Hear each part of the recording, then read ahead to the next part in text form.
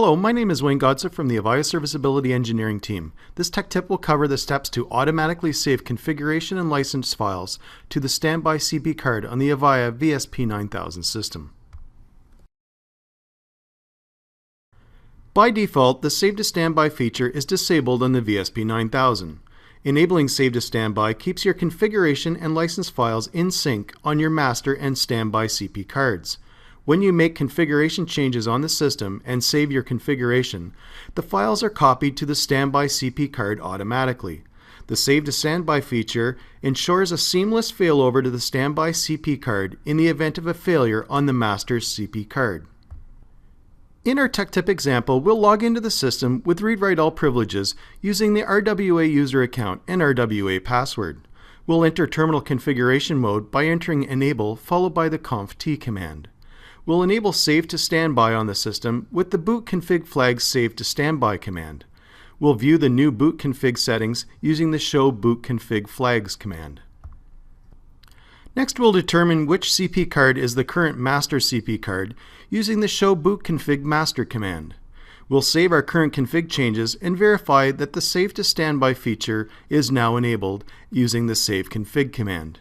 And finally, we'll look at how to disable the Save to Standby feature. In our tech tip example, we'll log into the console with read-write-all user account and read-write-all password. We'll enter enable followed by the conft command to enter terminal configuration mode. We'll enable Save to Standby in the system with the following boot config command. Now we'll view the new boot config settings using the show boot config flags command.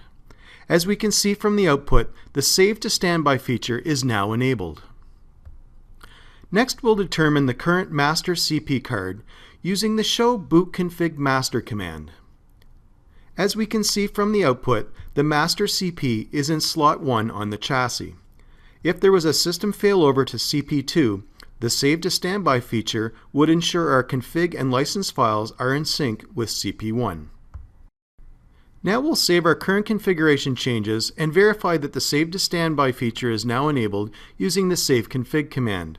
From our output, we can see that our system configuration and license files are now being saved to both CP1 and CP2. Finally, we'll disable the Save to Standby feature using the following boot config command. This will disable the Save to Standby feature and the system will no longer save changes to the standby CP card. As you can see, enabling the Save to Standby feature on the Avaya VSP9000 is a quick and easy process. The Save to Standby feature is a useful tool to automatically keep your master and standby CP cards in sync. Thank you for your time today. We welcome comments, questions, and feedback at mentor@avaya.com or on Twitter @AvayaMentor. For more details or related information, please visit support.avaya.com. Thank you for choosing Avaya.